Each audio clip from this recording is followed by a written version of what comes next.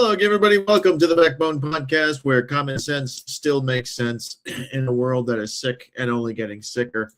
And nothing makes sense anymore to me, nor should it to you. Whether it's politics, whether it's sports, whether it's entertainment, it's all a hosh-gosh of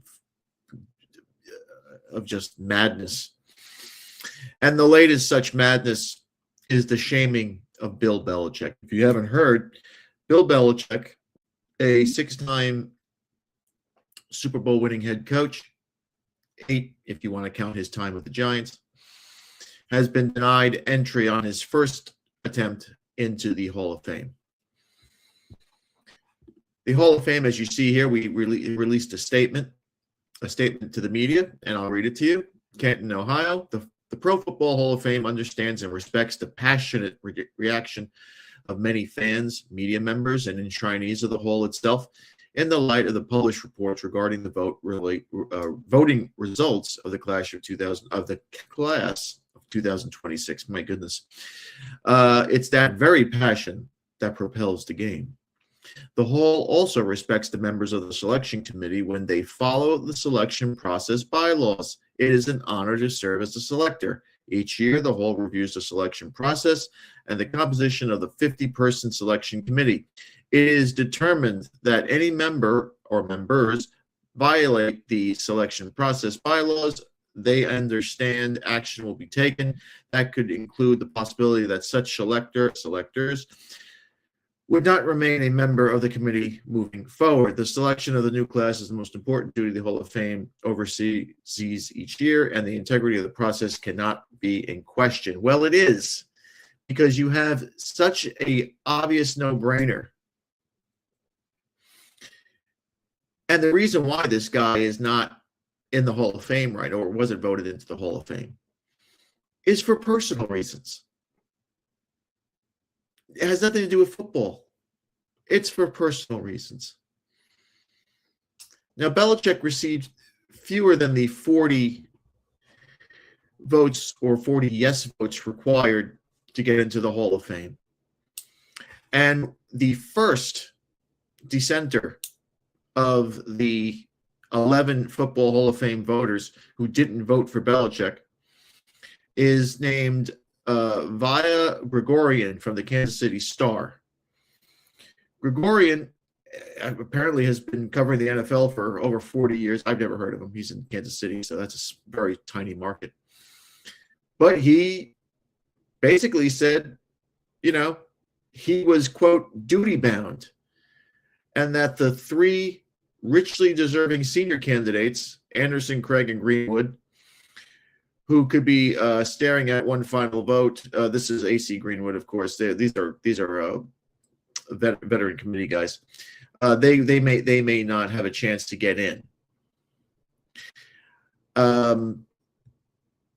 Gregorian has stated that the reason why he did not vote for Belichick was his treatment of the media.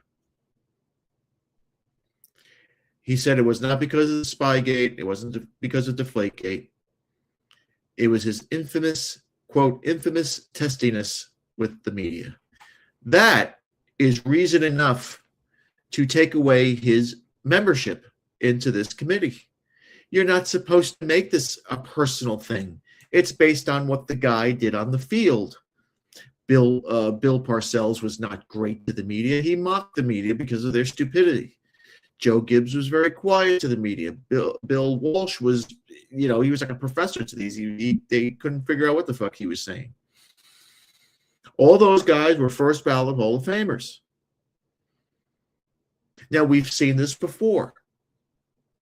If you look at baseball, Jim Rice, Hall of Famer up and down, was denied year after year after year because the media punished him because of his prickly attitude towards them. And those baseball writers would get murdered every single year because, the guy was a great player. Was he an asshole? Yeah, but who cares? He produced on the field. But there's other more, I would say, nefarious and conspiratorial reasons behind this. And I believe it has a lot to do with Belichick and his personal life. Belichick and his, let's say, voting record. Belichick and his love life. And Belichick and his professional life. It is no secret. Now, this is what's going around now. That Bill Polian, former general manager and president of the Indianapolis Colts, and Belichick hate each other. And that Polian kind of orchestrated these 11 people. Well, I don't know who the 11 people are. We know who one is. But we're going to speculate who the other people are. That he kind of coordinated this with another Belichick enemy, who shouldn't be an enemy, but he is. And his name is Robert Kraft, owner of the Patriots. It's believed that these two guys are responsible for embarrassing and shaming Bill Belichick. And why? Well, the people that are connected to Kraft and Bill Polian, it's no secret. I'm not going to give you their names because, again, this is speculation and it's rumor and innuendo. But the people that were mentioned, 1, 2, 3, 3 are liberal white women. One is a black lesbian reporter. You then have 1, 2, 3, 4, 5, 6 black trustees, and the rest are liberal white guys.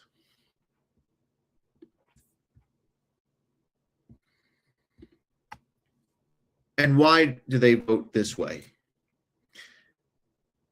As I said, Belichick is a Trump supporter. These people hate Trump, and they hate anybody who likes Trump. So they'll make those people pay. Belichick has this honey baby, Jordan, what's her name? Jordan something or other. Liberal white women hate the fact that old white men are dating young, beautiful girls because nobody wants liberal old white women anymore. There is massive jealousy. Massive jealousy, especially among former black players and former black coaches, for the fact that Belichick for years embarrassed coaches like Tony Dungy. And when Todd Bowles was with the Jets, who Todd Bowles is a shitty head coach, but he embarrassed him with the Jets, and not because of Todd Bowles, because he hates the Jets. And Mike Tomlin. And the whole old white man bad thing. Yes, that's all there. It's all there. A crusty old white guy who was smarter than everybody else, who won more than everybody else. And that's the way it goes. Was there Deflategate and Spygate and all that other shit? Could that have been considered? Yeah. People thought Belichick should have been suspended for a year, 2 years, 3 years. Some people thought he should have been thrown out of the league with Spygate. Then Deflategate comes out, and people think he should have been thrown out of the league then. Did the guy cheat? Yeah, I mean, the only reason why you call it cheating is because he got caught.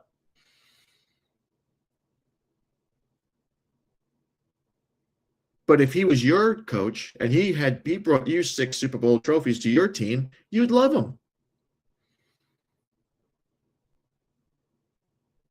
But it has nothing to do with Spygate and Deflategate, though. That's the last that I put up there. The first ones that I mentioned are the ones that definitely, unequivocally, are the reasons why he was shamed and embarrassed by this. Now, I don't know if Bill Belichick cares. He came out with a statement and he said his thing. But it's because he's a Trump supporter. And it's because he has a young, hot, 24-year-old girlfriend. that drives white liberal women crazy.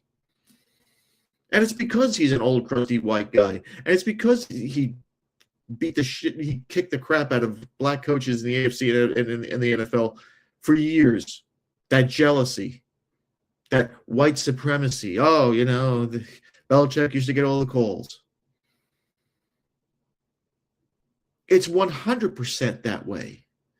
And now they've weaponized the Hall of Fame and embarrassed the Hall of Fame and the NFL to the point now that the Patriots being in the Super Bowl, the NFL's worst nightmare will be these reporters coming out with these questions to distract the Patriot players, Patriot coaches. Vrabel is probably already throwing up about this whole thing because now this will be a distraction for his team during media week during the Super Bowl. This is a disaster for the NFL. And I'm going to tell you this. If you remember in The Godfather, when the Corleones and the Tattaglia family have to reconcile, they have this big meeting with all the families from all across the country. And Barzini kind of brokers this deal where they'll sell drugs and they'll control it and all that other stuff. Don Corleone stops everything and says, okay, well, I'll go along with this, but my boy is coming back next year. And if anything happens to my boy, if he gets shot by a policeman, if he hangs himself in a jail cell, or if he's struck by a bolt of lightning, he's not going to forgive the people in that room. Believe me, yesterday and today, the NFL offices in New York were calling people. They were calling the 11 people who voted against Belichick getting in. And they were told, again, I'm speculating, but I can almost guarantee that they were told, you know what, you made your point. We hear you. But it's over now. He gets in next year because this is embarrassing. And you have now shamed the Hall of Fame. They have made Bill Belichick, a guy who was universally hated around by NFL fans, they have now made this guy a martyr. He is now the most popular man in the NFL. And only woke can do that. Only woke can do that. And when you bring in this diverse DEI committee of people who have never played football, who know nothing about football, they're reporters who ask stupid questions. And they have a woke agenda. When you give them the power to say, him yes, him no, they're going to make stupid errors like this because they're not going on merit, because merit is a bad word. Merit is white supremacy. They're going on payback. Because let me tell you this. When Mike Tomlin comes up for Hall of Fame consideration, and coaches, there isn't a 5-year waiting list. There's a 5-year wait. There's a coaches get it's a different criteria for coaches. If he doesn't get in on his first try, there will be riots in the street. ESPN's Ryan Clark, Jamel Hill, Stephen A. Smith, all these fucking people will lose their shit if Mike Tomlin doesn't get on his first ballot. Lose their shit. You've heard it here first. They're already prepping already. They're already prepping already. Because as we have seen over the last few days, as these head coaching jobs fill up, not one black coach has been hired to be the head coach of any of these teams. Now there's 3 jobs left. There's 3 jobs open. Arizona, Vegas, and Jesus Christ, what's the other one? Cleveland. No, Cleveland got filled, I think. I think there's 2 then. And our buddy here, Ryan Clark,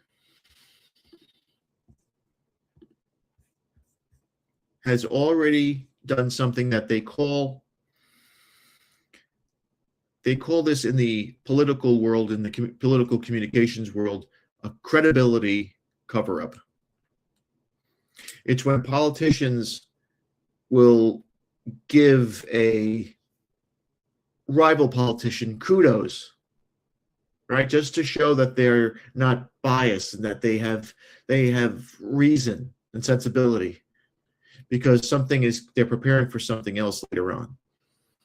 Ryan Clark, who is a race-baiting racial ideologue, said this today, quote, "If Bill Belichick isn't a first ballot Hall of Famer, then no coach is. I've seen some ridiculous arguments made for players and coaches to be in the Hall of Fame, but this one should have been a no-brainer. This level of pettiness and incompetence is extremely sad." Here he is, 2 minutes and 21 seconds in. Let's hear what this guy has to say. Bill Belichick not being a first ballot Hall of Famer is the most egregious oversight in the history of the Hall of Fame. And don't get me wrong, like the T.O. thing, right? T.O. not being a first ballot Hall of Famer, absolutely petty, ridiculous, but Bill Belichick?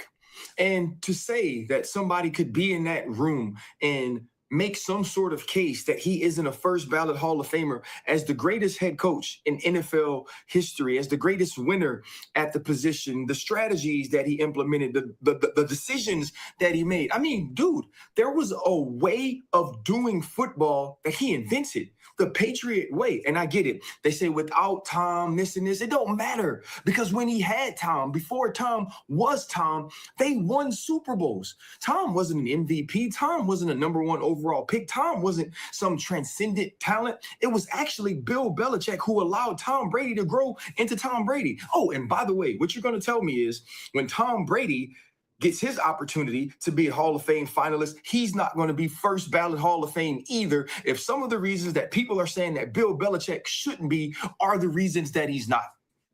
Bill Belichick is the greatest winner at the head coaching position, one of the greatest strategists at the head coaching position, and he has literally fathered and birthed so many things that have now become football in the NFL.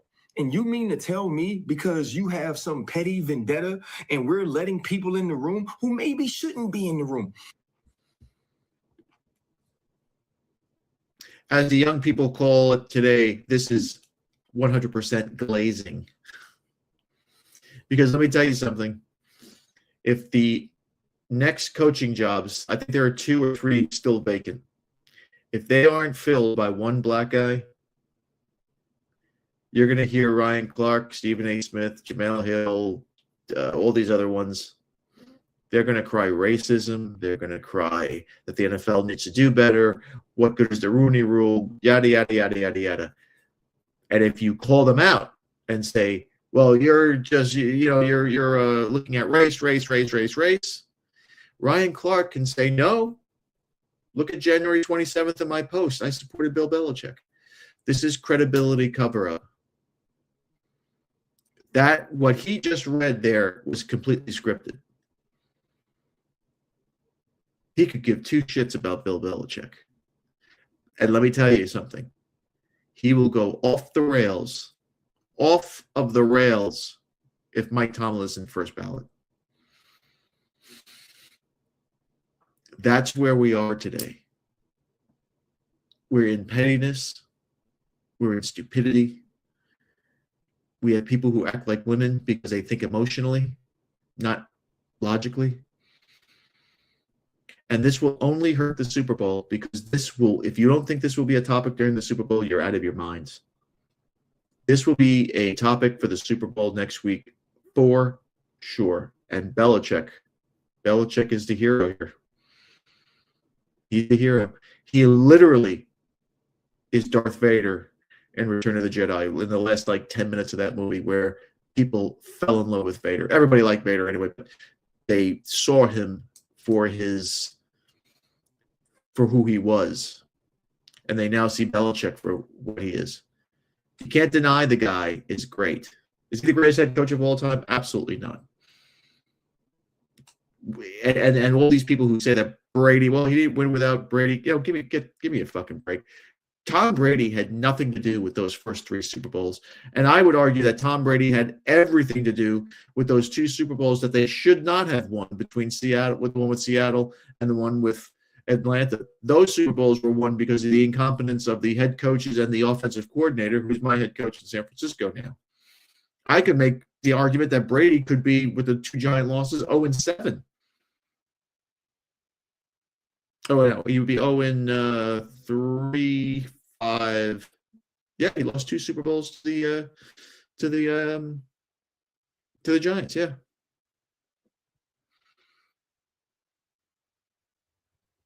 You can make that argument because Tom Brady was never the best player in the league. Never. Not in those first 7 or 8 years.